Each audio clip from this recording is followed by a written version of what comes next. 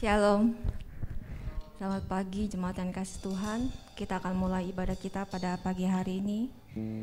Mari kita bersyukur kepada Tuhan kalau kita masih diberi kesehatan, kita masih diberi kesempatan untuk datang ibadah saat ini. Itu semua karena kemurahan Tuhan. Biar hidup kita boleh menjadi penyembahan bagi Tuhan. Kita menaikkan pujian saat ini. Hidup adalah penyembahan. Biar pujian syukur kita menaikkan di hadapan Tuhan saat ini. Terima kasih Yesus, terima kasih. Haleluya Yesus Tuhan.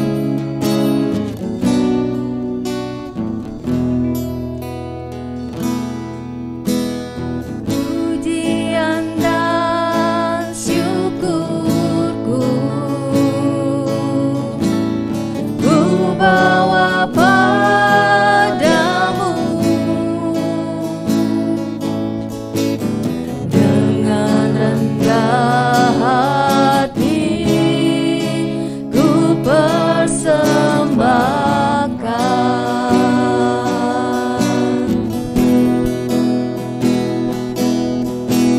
sadar bila ku ada hanya karena anugerah, bukan karena kekuatanku. Sekali lagi kita mau kata pujian syukur kami naikkan di hadapan Kau Tuhan saat ini Tuhan. Pujian dan syukurku ku bawa padamu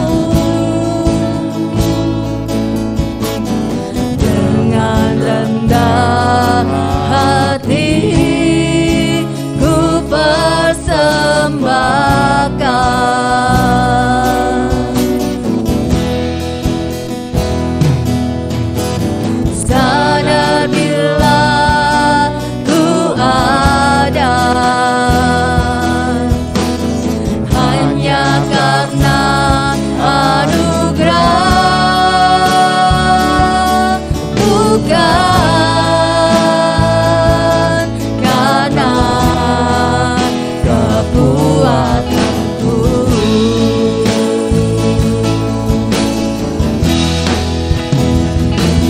Ku tahu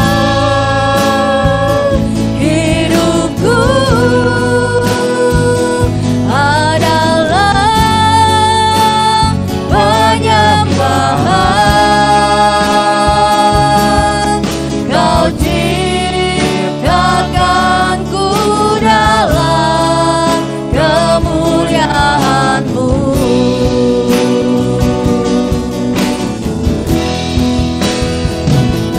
Ku tahu hidupku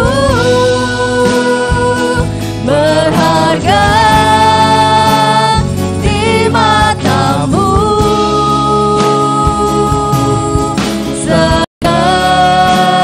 Segenap hidupku persembahkan.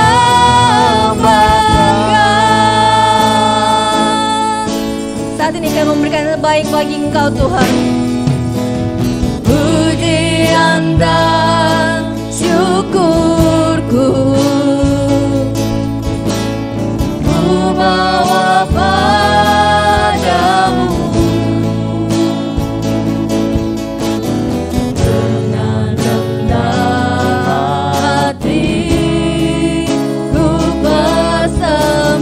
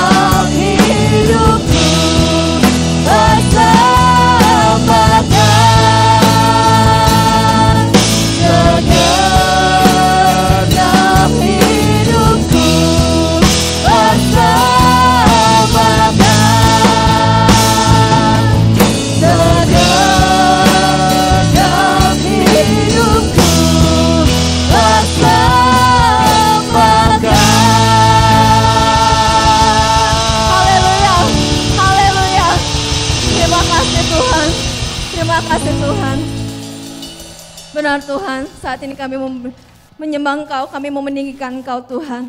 Kami percaya Tuhan, Engkau telah hadir di tengah-tengah kami Tuhan, dan siap mengurapi kami Tuhan. Ambil alih seluruh ibadah kami Tuhan, dari awal pertengahan hingga akhirnya.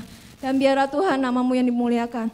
Dan setiap pujian yang kami naikkan Tuhan, kami percaya Tuhan, Kau bertata di dalamnya. Saat ini Tuhan, kami mau bersorak buat Engkau Tuhan. Terima kasih Tuhan, terima kasih. Kalau masih ada Tuhan, yang tidak berkenan di hadapan-Mu Tuhan saat ini Tuhan. Dari pikiran kami, hati kami Tuhan.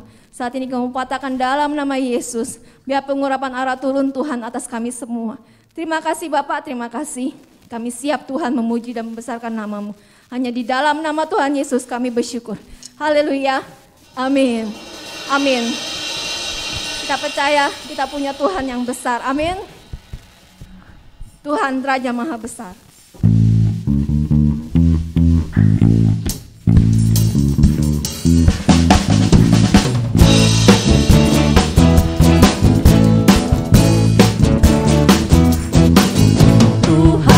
Raja Maha Besar,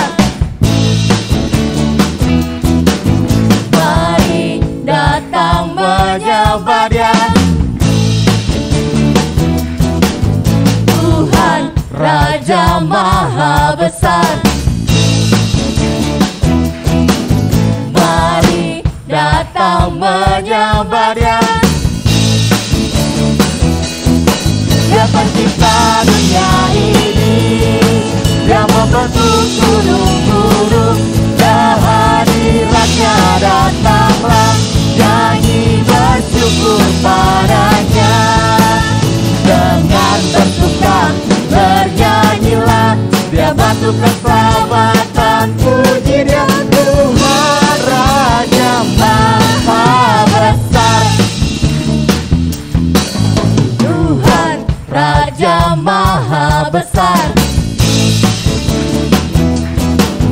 mari datang menyembah Dia. Tuhan Raja Maha Besar, mari datang menyembah Dia. Dia pencipta dunia ini, Dia membentuk gunung-gunung, kehadirannya datanglah, nyanyi bersyukur padanya. Dengan bersuka bernyanyilah, Dia batu keselamatan, puji Dia. Tuhan Raja Maha Besar, Dia Sang Cipta dunia ini, Dia membentuk gunung-gunung, kehadiratnya datanglah, nyanyi bersyukur padanya.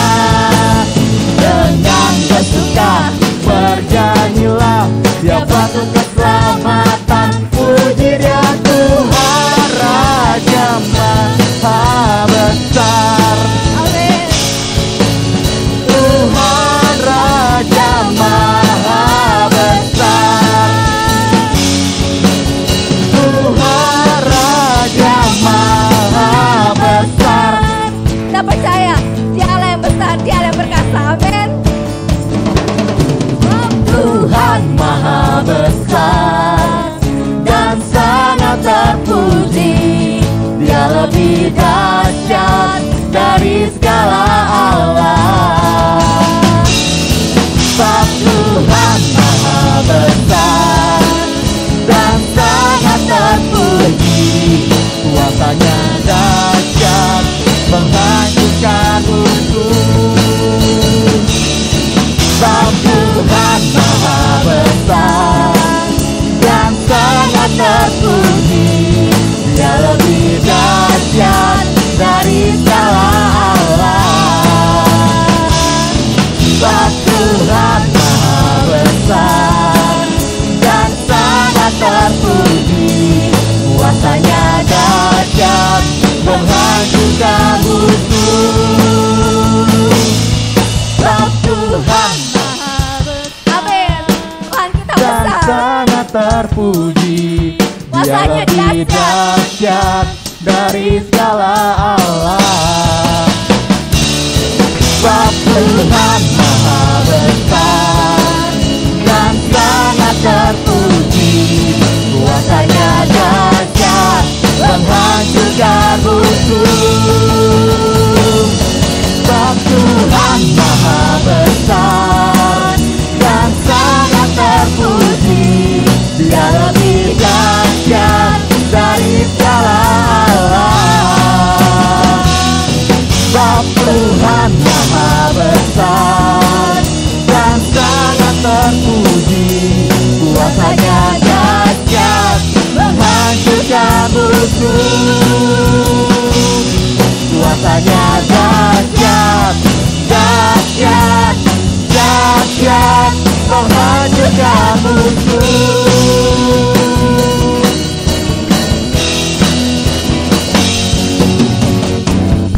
Amin. Kuasanya dahsyat menghancurkan musuh. Musuh kekhawatiran, musuh ketakutan, musuh apapun yang dalam hidup kita. Amin. Mari siapkan hati kita mau mendengarkan firman Tuhan. Terima kasih Tuhan, Kau yang dahsyat, Kau yang besar. Kembali kami akan mendengarkan firman-Mu Tuhan saat ini. Biar kami mau duduk diam di hadapan-Mu Tuhan. Urapi Tuhan kami, urapi hamba-Mu Tuhan yang akan menyampaikan firman-Mu. Kami percaya Tuhan, saat ini kami mempunyai Allah yang besar. Allah yang tidak pernah meninggalkan kami Tuhan. Kau lebih besar dari segala masalah kami, dari masalah apapun Tuhan yang ada dalam hidup kami Tuhan. Terima kasih Tuhan, terima kasih Tuhan.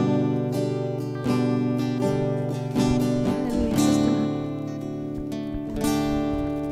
Terima kasih. Glory Yesus Tuhan. Aku punya Tuhan yang besar, yang tak berjanji dan sanggup menggenapi imanku, bersepakat percaya kuasanya. Ku terima sekarang kemenangan darimu. dengan iman kita katakan, aku punya Allah yang besar. Punya Tuhan yang Besar, yang telah berjanji dan sanggup menggenapi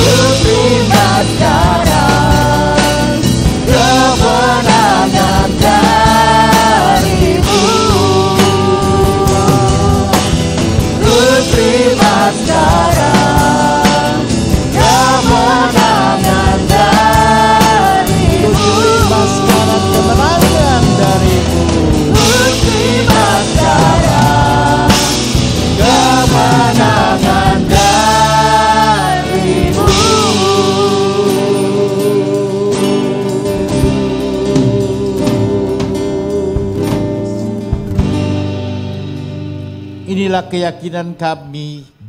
Bukan hanya kata-kata yang keluar dari mulut kami bahwa kami punya Allah yang besar. Bapa di surga, sebab itu Tuhan, kami juga percaya Engkau akan menggenapi semua janji dan firman-Mu yang sudah Engkau berikan kepada kami. Pagi hari ini kami sudah memuji dan membesarkan nama-Mu. Kami percaya Engkau ada di tengah-tengah kami pada saat ini. Ketika Engkau hadir di dalam ibadah kami, maka suasana ibadah akan berbeda dengan ketika Engkau tidak ada hadir di dalamnya. Suasana ibadah akan menjadi suasana yang keberkatan karena Engkau hadir di dalamnya. Terima kasih buat berkat-Mu melalui pujian yang kami naikkan ya Bapa. Sekarang tibalah saatnya di mana kami diberkati kembali melalui firman yang akan kami dengar. Sebab itu kami mau berikan pikiran, hati dan jiwa kami kepada-Mu untuk Engkau bentuk seturut rencana dan kehendak-Mu. Bapa, kami undang kembali kuasa urapan-Mu akan menguasai pikiran kami. Sehingga kami bisa mengerti apa rencana dan kehendak-Mu di dalam hidup ini. Karena Engkau mempunyai rencana yang besar. Engkau mempunyai rencana yang ajaib. Engkau mempunyai rencana yang dahsyat di dalam setiap kehidupan anak-anak-Mu. Urapi hamba yang membawakan kebenaran firman-Mu Tuhan, supaya apa yang disampaikan oleh mulut dan pikiran hamba bukanlah konsep dari manusia Bapa, tetapi itu adalah isi hati-Mu yang memang Engkau curahkan buat kami, karena Engkau mau kami mengerti rencana dan kehendak-Mu di dalam kehidupan kami. Terima kasih Bapa, kami percaya Engkau sendiri akan berkata-kata buat kami. Bersabdalah Tuhan, karena kami sudah siap mendengar. Dalam nama Yesus kami sudah berdoa. Yang percaya katakan amin. Puji Tuhan, silakan duduk Bapak Ibu Saudara. Sebentar lagi kita akan meninggalkan bulan Agustus dan masuk di dalam bulan September. Dan biasanya di dalam bulan September merupakan bulan kita sudah mulai berasa suasana Natal itu sudah mulai terasa. Beberapa gereja yang memang mempunyai rencana yang besar di dalam gerejanya, seringkali sejak bulan September mereka sudah membentuk panitia Natal supaya tidak terlalu tergesa-gesa di dalam mempersiapkan segala sesuatunya dalam rangka merayakan perayaan Natal. Bapak Ibu Saudara yang kasih dalam Tuhan, ini membuktikan kepada kita bahwa kehidupan kita sejak Januari sampai bulan Agustus itu tidak terasa, cepat sekali. Nah, kenapa terasa cepat? Karena masalahnya memang Tuhan mempercepat. Apanya yang dipercepat? Saudara yang kasih dalam Tuhan, kedatangannya ke dalam dunia ini dipercepat. Dan Dia ingin supaya saudara dan saya sebagai orang-orang yang percaya kepadanya untuk tetap setia mengiring Dia. Dia tidak lama lagi datang kembali untuk menjemput kita semua, supaya di mana Dia berada, kita juga berada. Ini adalah firman-Nya yang Dia janjikan kepada saudara dan saya. Sebab itu bertahanlah sampai ke akhir. Bapak Ibu Saudara yang dikasihi Tuhan, pada pagi hari ini firman Tuhan berjudul Belajar dari Kisah Naaman. Mungkin ada yang bertanya kepada kita atau di antara kita, kenapa harus belajar Naaman? Siapa Naaman itu sesungguhnya?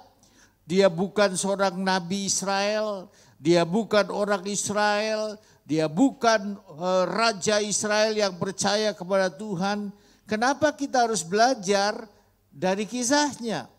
Saudara, kita lihat dulu di dalam Yesaya 55 ayat yang ke-8. Ya, yang menjadi dasar firman Tuhan yang akan kita dengar pada pagi hari ini. Di dalam Yesaya 55 ayat 8 berkata demikian. Sebab rancanganku bukanlah rancanganmu dan jalanmu bukanlah jalanku. Demikianlah firman Tuhan. Saudara, firman Tuhan melalui Yesaya ini jelas buat kita semua. Bahwa Tuhan berkata rancanganku, rancangan Tuhan. Itu tidak sama dengan rancangan manusia. Rancangan manusia seringkali berpikir dari satu sudut saja. Tetapi kalau kita melihat rancangan Allah karena dia adalah Allah yang sempurna. Dia tidak hanya melihat dari satu sudut. Tapi dia tahu semua sudut di dalam kehidupan saudara dan saya. Sebab itu Tuhan mau kita percaya saja. Serahkan saja hidup ini ke dalam tangannya. Karena dia mempunyai rencana, dia memegang rancangan di dalam kehidupan kita. Dan dikatakan juga jalanmu bukanlah jalanku. Artinya apa saudara? Cara yang kita pikirkan juga tidak sama dengan cara yang Tuhan pikirkan. Itulah sebabnya banyak anak-anak Tuhan yang ketika mengiring kepada Tuhan berpikir harusnya seperti ini Tuhan, Engkau menolongku. Harusnya seperti ini Tuhan, Engkau menyatakan kehendak-Mu di dalam hidupku. Ternyata tidak seperti itu. Ini AC-nya nyebrut banget nih, tolong dikebawain. AC-nya terlalu ke muka saya ya sehingga agak sedikit mengganggu. Ya, Bapak Ibu Saudara, sebab itu kita mau melihat lebih lanjut apa yang dikatakan firman Tuhan di dalam hal ini. Coba tolong diklik. Ya. Kalau saudara lihat di dalam kalimat pertama di sana, saya menulis setiap kisah yang terjadi. Oke, thank you. Setiap kisah yang terjadi dan ditulis dalam Alkitab pasti ada tujuan Allah di dalamnya.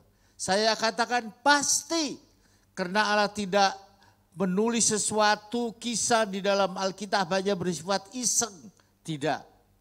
Allah mengizinkan sesuatu kisah ditulis di dalam Alkitab bukan tujuannya sekedar saja supaya memenuhi Alkitab ini dengan cerita-cerita. Tidak. Saudara yang kekasih dalam Tuhan, ada tujuan Allah di dalamnya.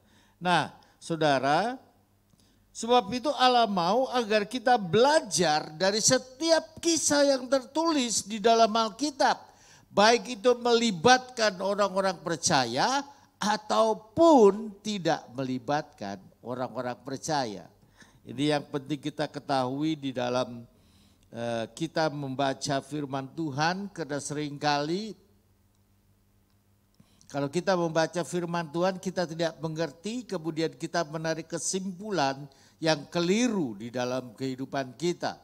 Saudara, saya ambil contoh bagaimana Tuhan mempunyai rencana terhadap umat Israel. Apa yang dilakukan Tuhan ketika mendidik umat Israel? Umat Israel pada waktu di Mesir mereka tidak kenal siapa Allahnya Musa itu. Mereka tidak tahu siapakah Allahnya yang besar itu. Mereka tidak tahu siapa sesungguhnya itu. Saudara, sehingga akibatnya beberapa orang yang tinggal di Mesir mengikuti cara-cara hidup orang Mesir. Mereka ikut menyembah dewa-dewanya orang Mesir. Mereka melihat apa yang dilakukan oleh orang Mesir dan mereka berpikir mungkin ini yang bagus, mungkin ini yang benar. Sehingga akhirnya mereka mengikutinya. Ternyata keliru karena firman Tuhan berkata, rancanganku bukanlah rancanganmu dan jalanmu bukanlah jalanku. Saudara yang kekasih dalam Tuhan, dan kita melihat ketika mereka keluar dari negeri Mesir, maka Tuhan mulai mendidik mereka sepanjang perjalanan. Kenapa tidak hanya selama 2 minggu dari Mesir menuju ke tanah perjanjian? Padahal bisa ditempuh dalam waktu 2 minggu saja. Tetapi firman Tuhan mengatakan selama 40 tahun mereka ada di padang belantara. Kenapa? Masalahnya karena Tuhan memang sedang membentuk mereka. Masalahnya karena Tuhan sedang mendidik mereka. Masalahnya karena Tuhan sedang memperkenalkan dirinya kepada orang-orang Israel yang tidak mengenal Dia.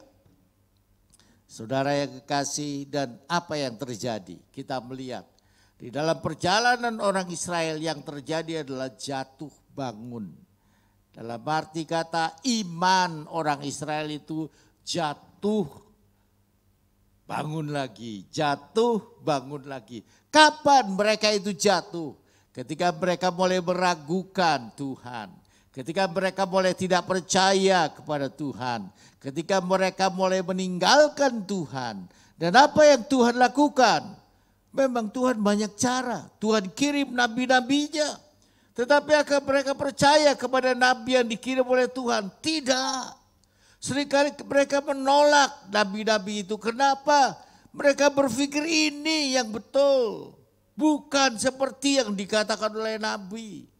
Akhirnya Tuhan pakai cara yang lain. Apa yang Tuhan pakai? Saudara tahu, Tuhan memakai orang-orang kafir untuk mengalahkan orang-orang Israel pada waktu itu. Sehingga mereka akhirnya dijajah. Dan ketika mereka dijajah kembali, mereka ingat, loh, bukankah kita mempunyai Allah yang dahsyat? Bukankah kita mempunyai Allah yang besar? Bukankah Allah kita berkuasa menolong? Oh, kenapa ini terjadi? Mereka mulai memeriksa diri. Dan ketika Nabi Allah, oleh karena dosamu, Tuhan meninggalkan engkau. Oleh karena ketidakpercayaanmu, Tuhan membiarkan engkau. Oleh karena engkau mulai meninggalkan Tuhan, Tuhan mengirim orang untuk mengingatkan engkau. Saudara, itu yang terjadi. Kalau saudara ikuti sejarahnya, berkali-kali terjadi seperti itu.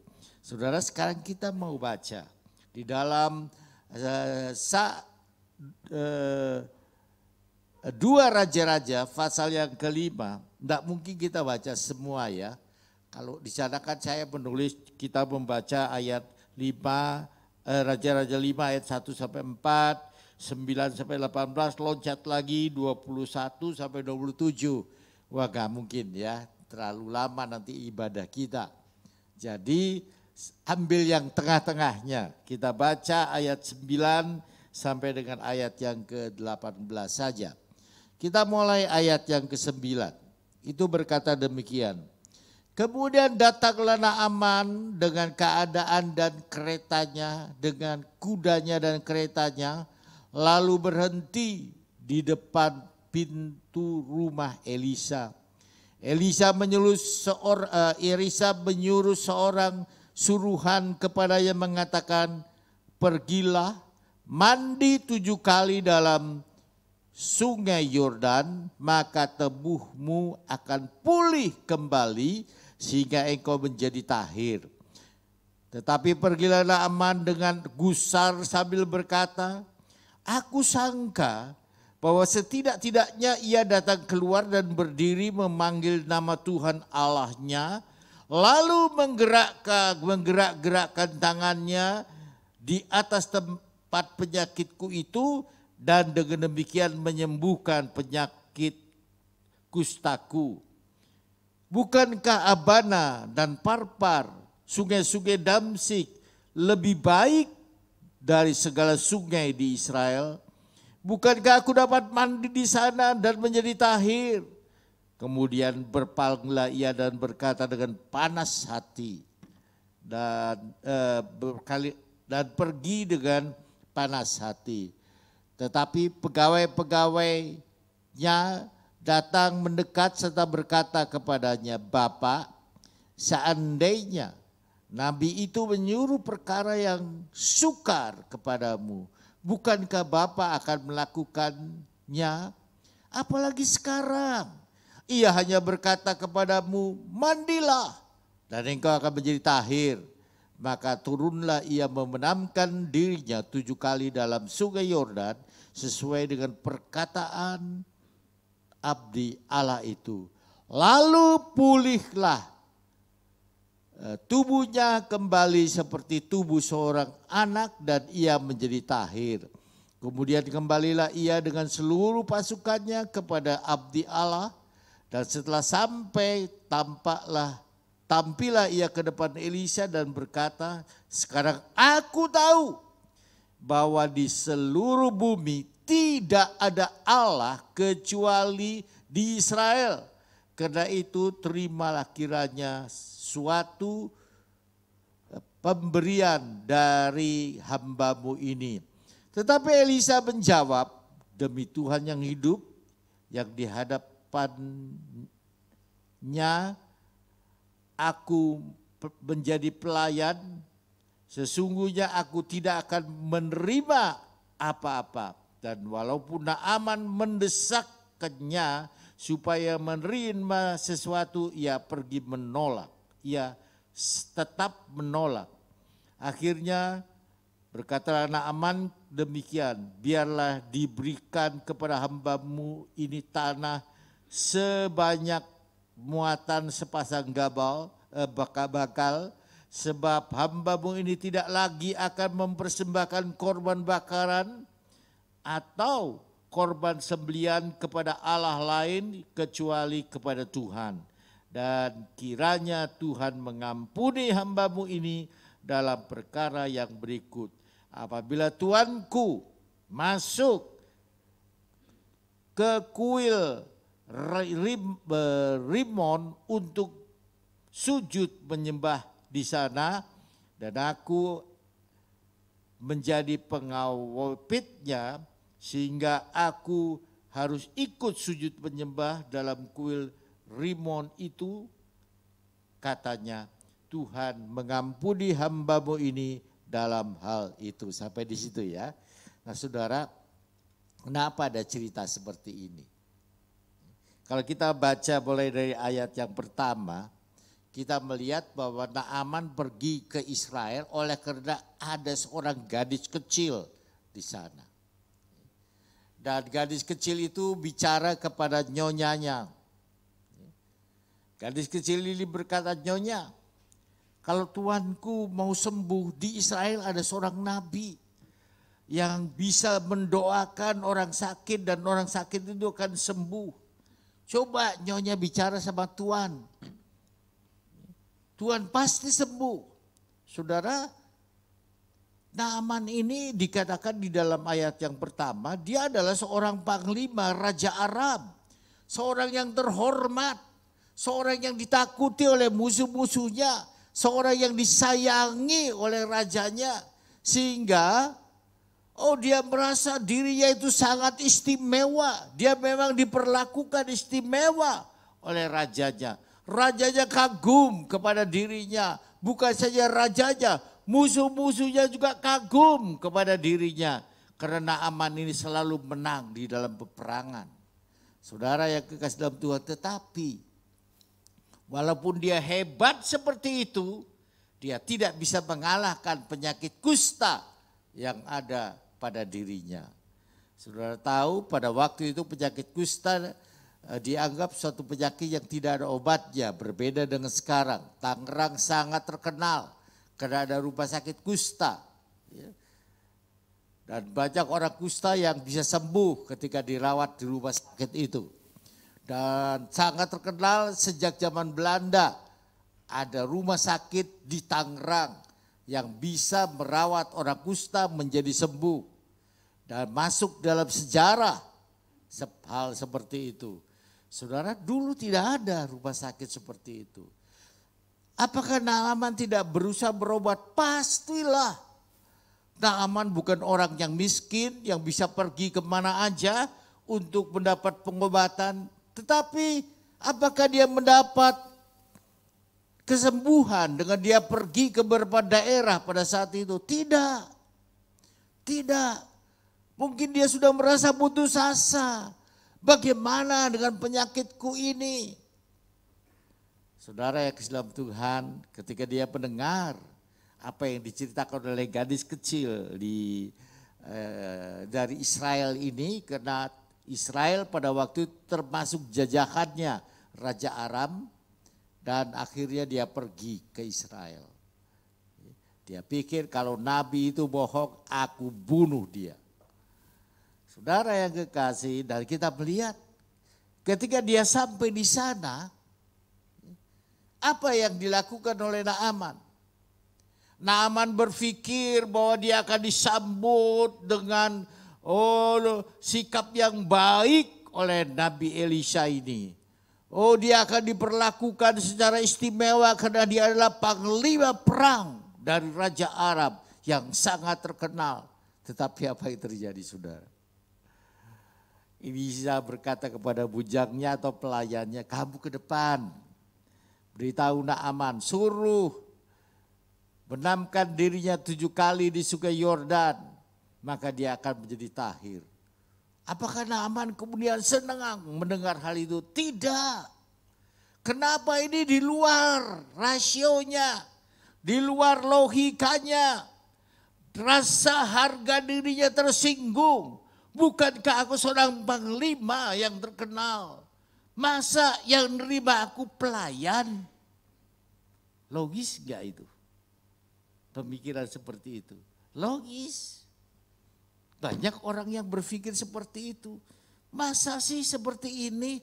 Kok aku diberlakukan sembarangan? Termasuk anak-anak Tuhan, banyak yang berpikir seperti itu. Saudara yang kekasih, tetapi ketika dia mulai menunjukkan kemarahannya, dia mulai berkata, bukankah di Damsik sungai Parpar, sungai Abana itu lebih jernih dari sungai Yordan. Sungai Yordan kalau sedang banjir itu kurang lebih ya, sama seperti sungai Cisadane kalau lagi banjir. Jernih enggak? Saudara lihat aja sungai Cisadane kalau lagi jernih. Lagi jernih, musim panas biasanya jernih, memang enggak kelihatan kotornya. Tapi kalau hujan, wah apalagi di atasnya ada pinggiran sungai yang runtuh, tanah-tanah masuk, wah jadi coklat. Coklatnya udah bukan coklat biasa lagi, udah pekat seperti itu, kotor sekali. Waktu itu sungai Yordan seperti itu, kurang lebih ya, persisnya kita nggak tahu. Tapi kurang lebih kotornya seperti itu. Sehingga Naaman komplain, dia protes, ini pelecehan kepada aku sebagai panglima. Dia marah, kenapa kalau hanya suruh mandi aja nggak di Damsik sana sungainya lebih bersih. Dan dia mau tinggalkan Elisha. Kita nggak tahu apakah dia perintahkan tentaranya itu untuk ambil tindakan kepada Raja Israel dan kepada Nabi yang memerintahkan seperti itu, tidak. Tetapi ini si pelayannya ini kenapa nggak dicoba? Coba suruh mandi aja kok. Tentaranya berpikir begitu. Coba Naaman lakukan. Nanti kalau ternyata nggak sembuh, aku bunuh dia. Kurang lebih begitu. Saudara yang dalam Tuhan, dan Naaman mulai berpikir, iya ya, kok enggak aku coba dulu, kok langsung aku ngambek, kok langsung aku pergi.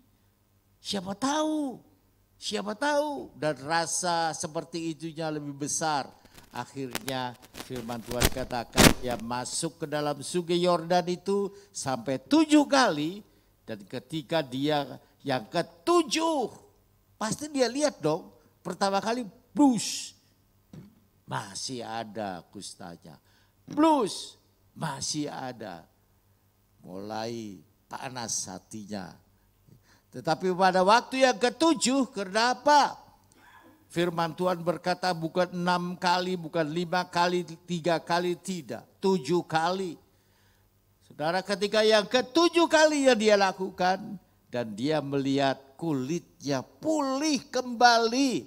Firman Tuhan tadi katakan menjadi pulih kembali, menjadi tahir. Ya.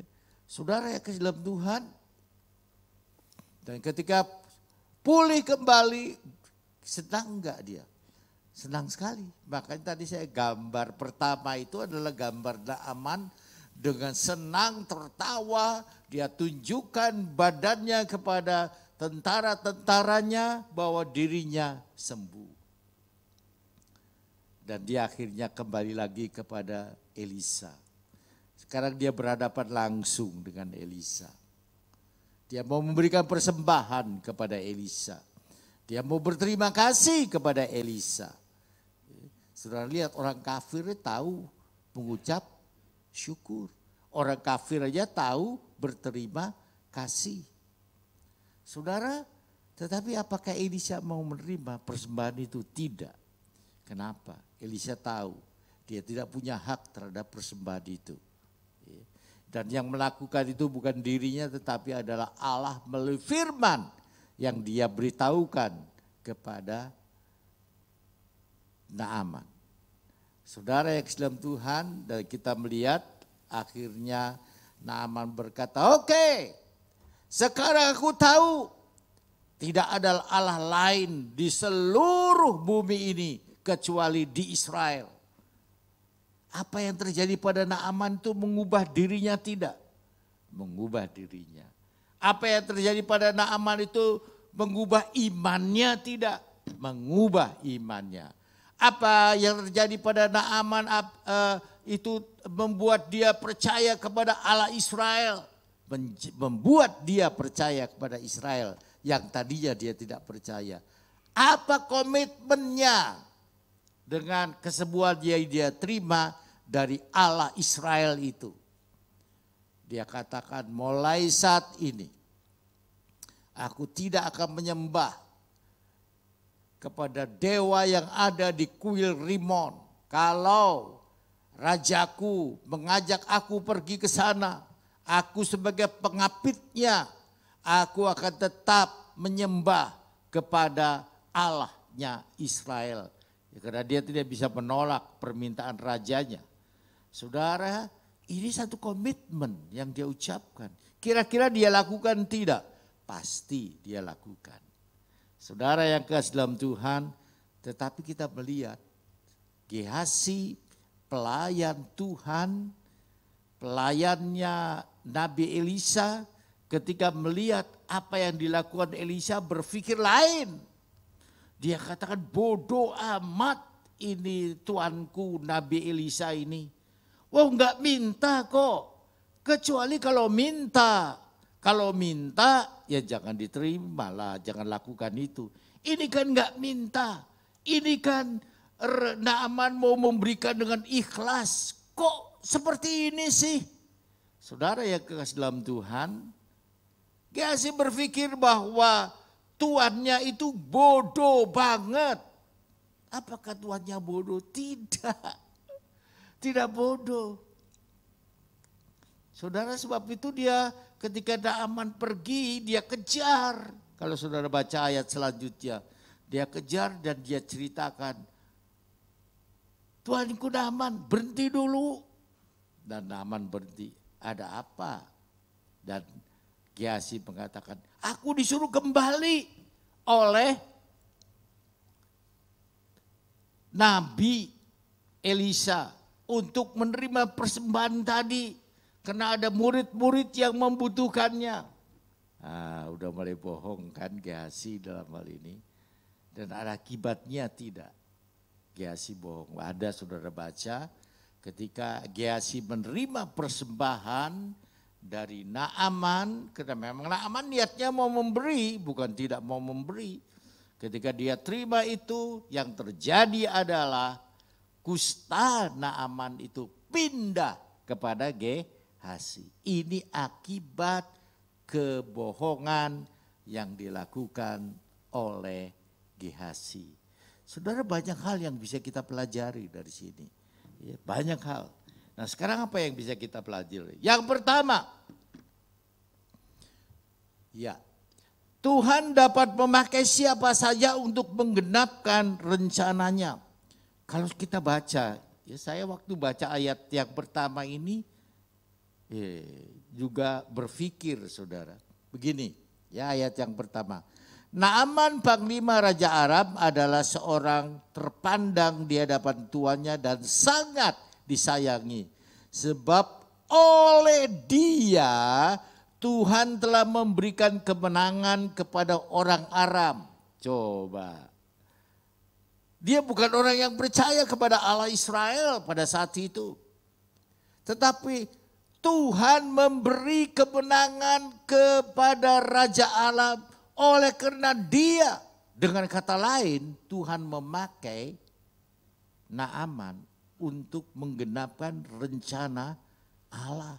Rencana Allah apa sih? Namanya dibesarkan di seluruh dunia.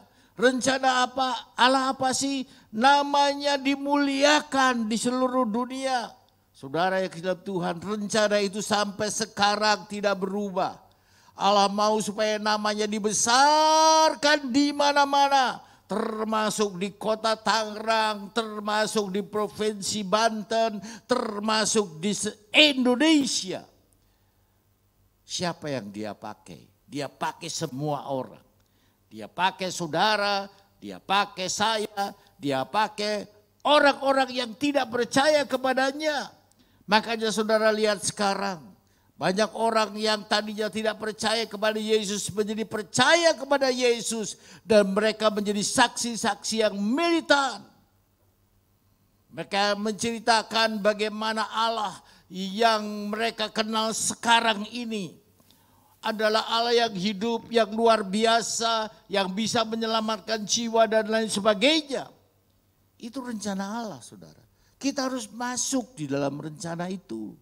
Kalau kita tidak masuk di dalam rencana itu, kita ditinggalkan Tuhan. Dengan kata lain, Tuhan akan memakai orang lain. Dan kalau Tuhan memilih orang lain, kita tidak dipakai oleh Tuhan, jangan salahkan Tuhan. Kalau nanti kemudian terjadi hal-hal yang tidak kita inginkan di dalam hidup kita. Karena ada rencana Tuhan yang Tuhan mau nyatakan di dalam hidup kita sebagai orang yang percaya. Contohnya kepada gadis kecil tadi. Apakah kepada gadis kecil tadi? Tidak. Gadis kecil tadi memang dari sejak kecil dia diajar untuk percaya kepada Allahnya orang Israel. Karena memang orang Israel sejak masih kecil diajar untuk mengenal Allahnya. Dan dia menjadi saksi pada waktu itu. Walaupun dia adalah seorang anak kecil. Saudara, kemudian Tuhan pakai siapa lagi? Pakai Nabi Elisa. Waktu Elisa bertemu, waktu Raja Naaman mau bertemu dengan Elisa, Elisa tidak keluar. Apakah itu kehendak Elisa? Bukan. Itu kehendak Allah. Allah yang mengatakan jangan keluar Elisa. Karena aku sedang mempunyai rencana terhadap Naaman ini. Aku mau memakai dia menjadi saksiku di dalam hidup ini. Saudara yang dalam Tuhan, dan Nabi Elisa taat kepada kehendak Tuhan. Dia gak keluar.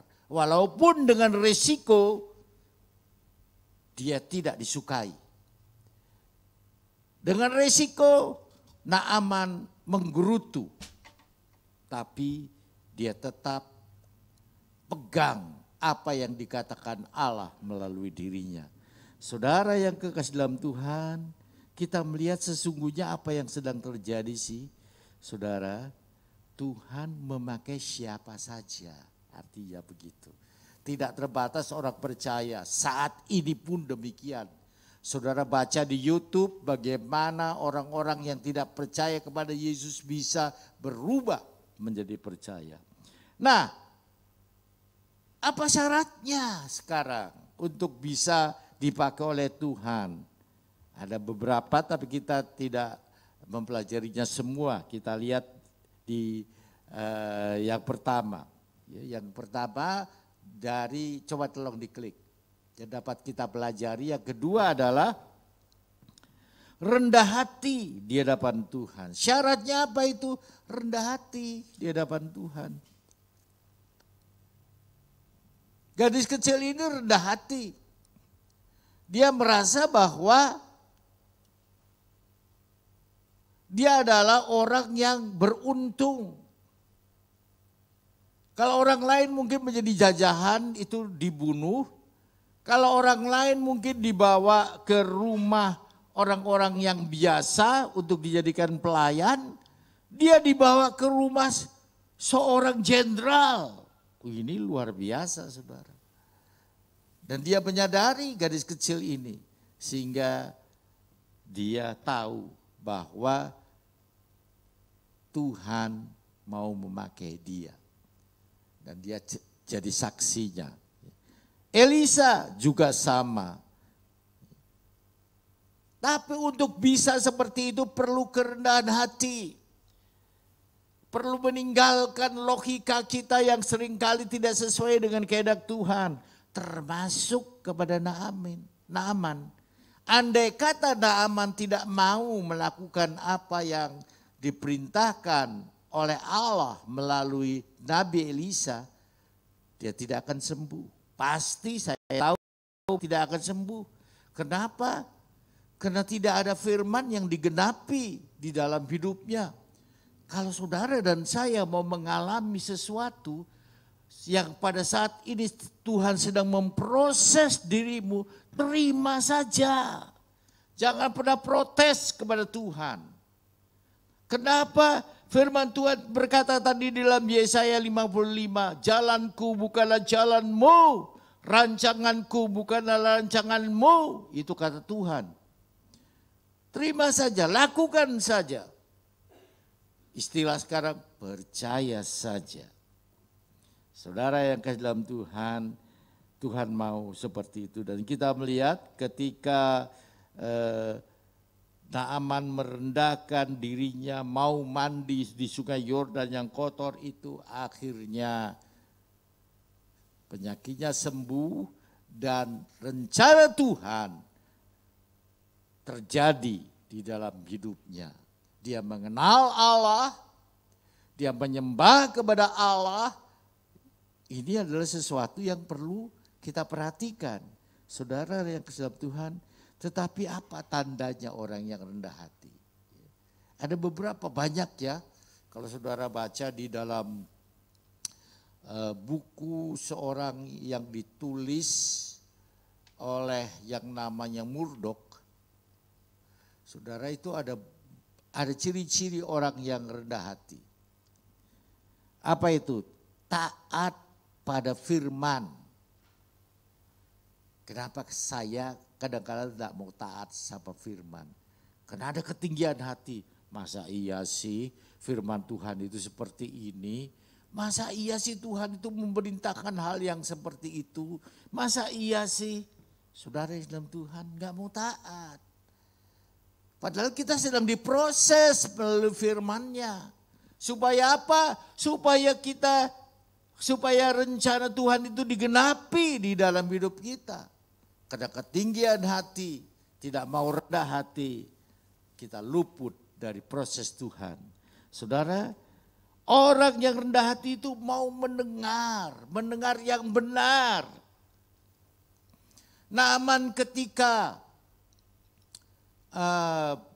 tentaranya atau pegawai-pegawainya itu berkata, coba dulu tuanku. Dia dengar itu, iya ya, kenapa enggak saya coba? Karena akhirnya dia berpikir begitu. Sesuatu yang benar kok, siapa tahu. Dan dia lakukan, dia rendahkan dirinya. Elisa dengar tidak? Dia dengar. Tuhan bilang jangan hadapi. Ya tapi nanti kalau aku dibunuh gimana Tuhan? Itu bagian dari risiko kita melayani Tuhan. Bagian dari risiko kita percaya kepada Tuhan. Saudara, tetapi dia dengar apa yang Tuhan ingin dia lakukan di dalam hidupnya. Ini penting. Nah seringkali percecokan terjadi oleh karena ada orang yang tidak mau mendengar nasihat yang benar. Kalau nasihat yang nggak benar itu jangan didengar, saudara. Nasihat yang nggak benar gimana? Nasihat yang ngajarin kita memusuhi orang lain, itu nggak benar. Nasihat kita yang mengajari kita supaya nggak ikut ibadah, ngapain ibadah di GBI Soleh Ali? Nggak ada Tuhan di situ, kata siapa? Gerejanya kecil, iya memang gereja kita kecil, tapi Tuhan tidak melihat tempat. Yang Tuhan lihat adalah hati kita. Apakah hati kita percaya kepadanya atau tidak? Kalau memang Tuhan melihat gereja besar atau gereja kecil, buat apa saya melayani Tuhan di tempat ini? Saya pernah ditawari untuk melayani gereja besar. Dan saya waktu itu mengerti panggilan saya bukan di sana. Sebab itu saya tetap melayani, belajar setia sebagai pelayan Tuhan di tempat ini. Saudara yang dalam Tuhan, jadi perlu kita mendengar suara Tuhan, juga perlu mendengar nasihat yang benar. Bukan nasihat yang mengajari kita iri hati, bukan nasihat yang mengajari kita sesuatu yang bertentangan dengan firman Tuhan. Sebab itu kalau terjadi konflik antara suami dengan istri, jangan pergi kepada orang yang belum kenal Tuhan. Karena kalau seorang suami datang kepada seorang yang belum kenal Tuhan, apa yang dia katakan sering kali tempeleng aja, istrimu itu kurang ajar kok. Istrimu itu kan gak menghormati suami.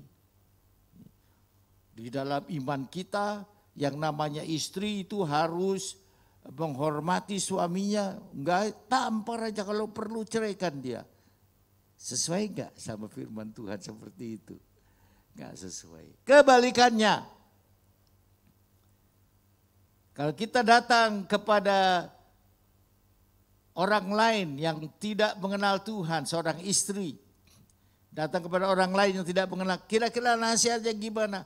Kalau suami lu bisa selingkuh, kenapa lu enggak? Lu masih muda, lu cakep, udah enggak ada yang tahu kok. Apa yang terjadi? Kira-kira utuh tidak rumah tangga itu? Walaupun selingkuh itu singkatan dari selingan indah, keluarga utuh katanya.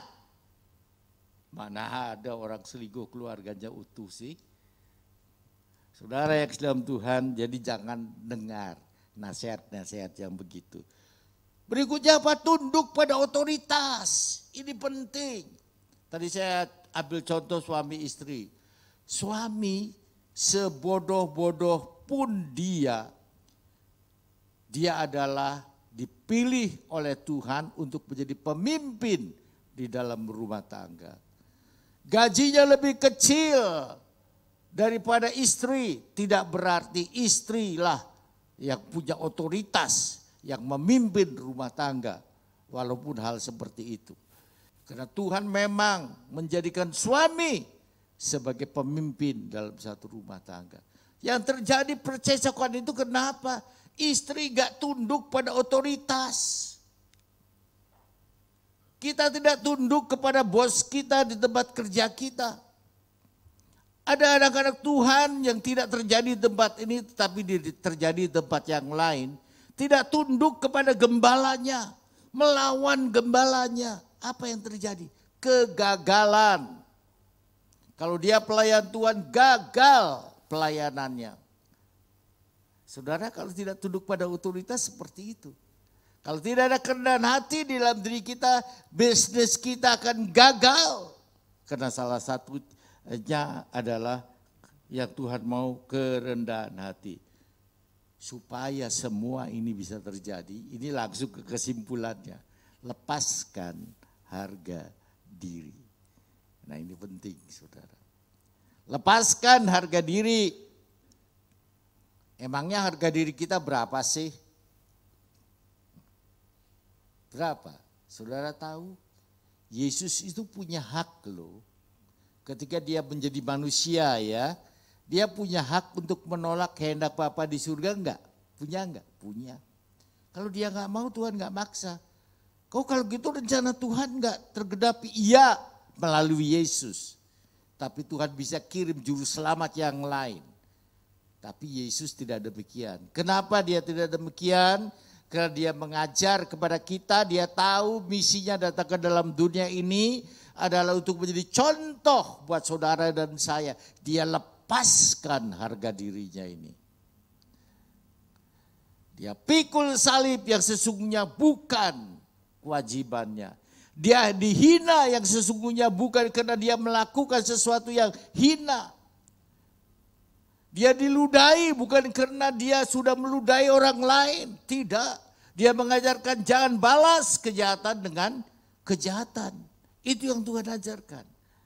Saudara di dalam Tuhan, kalau harga diri tidak dilepaskan, kita tidak bisa melakukan hal-hal seperti itu.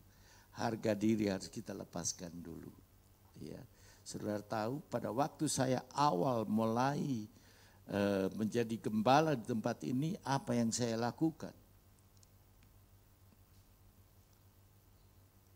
Saya pakai contoh yang Tuhan berikan. Apa itu? Mungkin di antara mereka yang lama ibadah di sini tahulah. Tapi kalau saudara-saudara yang baru mulai ibadah di sini tidak tahu. Pelayan-pelayan Tuhan di tempat ini, termasuk anak dan istri saya lakukan seperti yang Tuhan lakukan terhadap murid-muridnya apa itu, mencuci kaki mereka. Saudara, ini sebagai usaha melepaskan diri. I'm nothing di hadapan Tuhan. Saya bukan apa-apa di hadapan Tuhan. Saya hanya sekedar pelayan. Harus lepaskan harga diri. Istri saya nolak. Weh jangan, kamu kan suamiku. Saya bilang tidak, ini firman Tuhan. Saya harus melepaskan harga diri. Saudara, itu pada saat saya mulai belajar sebagai gembala di tempat ini. Dan saya lakukan itu. Masih banyak yang ingat hal itu. Majelis di tempat ini saya cuci kakinya. Walaupun mungkin awalnya mereka menolak. Karena tidak wajar namanya gembala kok cuci kaki sih. Tapi itulah yang Tuhan ajarkan. Itu sebagai ungkapan melepaskan harga diri. Saudara yang di dalam Tuhan, Tuhan mau lepaskan harga diri. Seperti Yesus melepaskannya. Jangan mau dipuji orang, karena memang Tuhan tidak mengajarkan seperti itu. Rendahkan hati, Tuhan akan meninggikan kita pada waktunya. Tolong diingat itu. Pada waktunya itu waktunya siapa? Waktunya Tuhan ya. Waktunya Tuhan. Saudara, itu yang kedua. Yang ketiga adalah, jangan lupa, ini yang seringkali dilupakan orang, ada rasa syukur dan ungkapan syukur. Rasa syukur dan ungkapan syukur ini agak berbeda ya. Agak berbeda. Rasa syukur itu rasa yang datang dari hati, tetapi tidak diungkapkan, tidak dinyatakan dalam perbuatan. Dalam hati aja, aduh terima kasih Tuhan, tapi enggak berbuat apa-apa. Itu rasa syukur.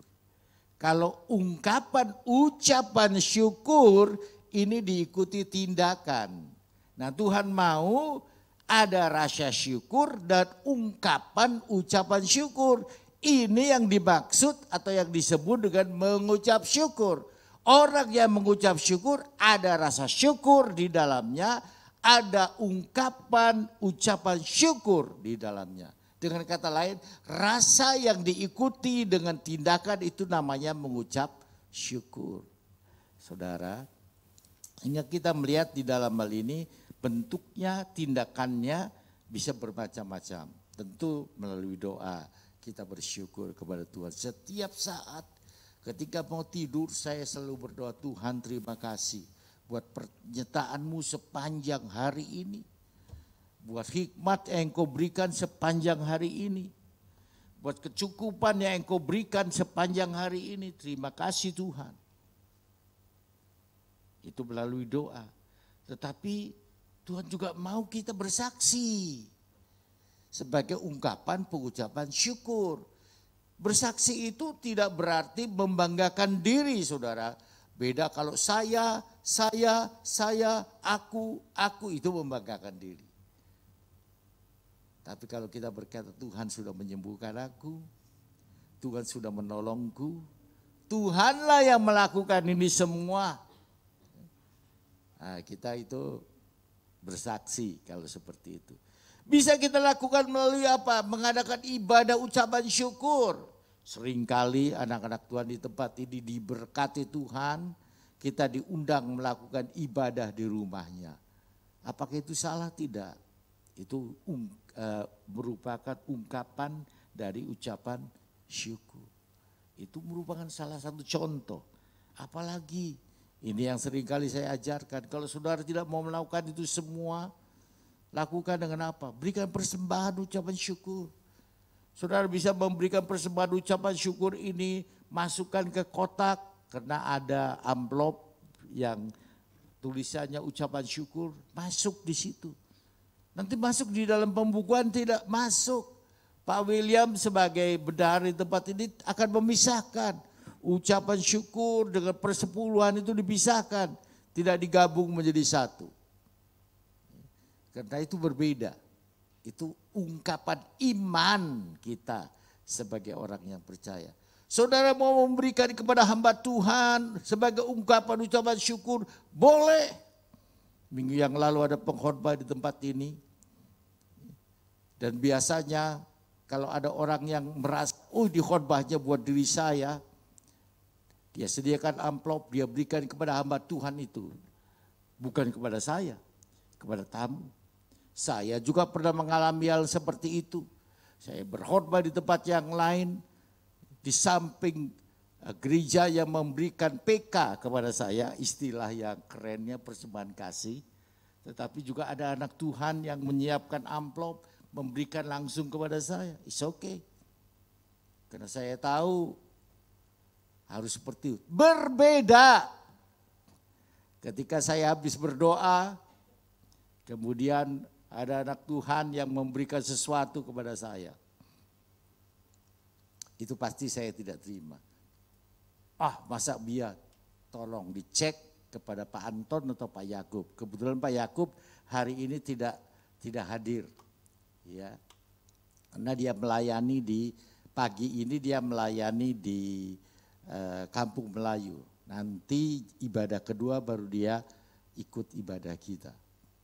Cek, saya sedang memanggil seseorang di tempat ini yang setiap kali habis berdoa, dia memberikan sesuatu kepada saya. Dan saya ingat Gehasi. Kalau saya terima persembahan itu saya bisa menjadi seperti Gehasi.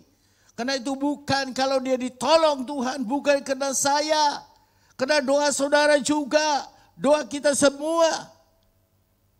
Saya panggil orang itu dengan disaksikan oleh Pak Anton dan Pak Yakub. Saya katakan jangan lagi lakukan itu. Karena memang firman Tuhan tidak mengajar saya seperti itu. Kalau mau memberikan kepada saya dengan cara yang lain lah, kira-kira seperti itu. Jangan setiap kali saya berdoa, dia ditolong Tuhan, sembuh, dia didengar doanya, sembuh, tertolong, kemudian melakukan hal seperti itu. Ada caranya, tidak seperti itu. Ya, tetapi dengan cara yang lain tentunya. Saudara yang dalam Tuhan, mari kita sadari, tolong diklik, bahwa Tuhan mau memakai kita semua sebagai alat dalam tangannya untuk menggenapkan rencananya. Sebab itu suka tidak suka, mau tidak mau, kita harus merendahkan hati kita di hadapan Tuhan dan senantiasa mengucap syukur kepadanya. Tuhan memberkati. Kita akan berdoa buat firman Tuhan yang kita sudah dengar pada pagi hari ini. Bapa di surga, kami bersyukur kepadamu. Engkau sudah berbicara kepada kami melalui kebenaran firman-Mu. Ajar kami bukan hanya menjadi pendengar firman, tetapi juga pelaku firman di dalam hidup ini. Karena Engkau mau nama-Mu dipermuliakan melalui penghidupan kami sebagai orang yang percaya kepadamu. Terima kasih Bapa, terpujilah namamu. Dalam nama Yesus kami sudah berdoa. Amin. Puji Tuhan.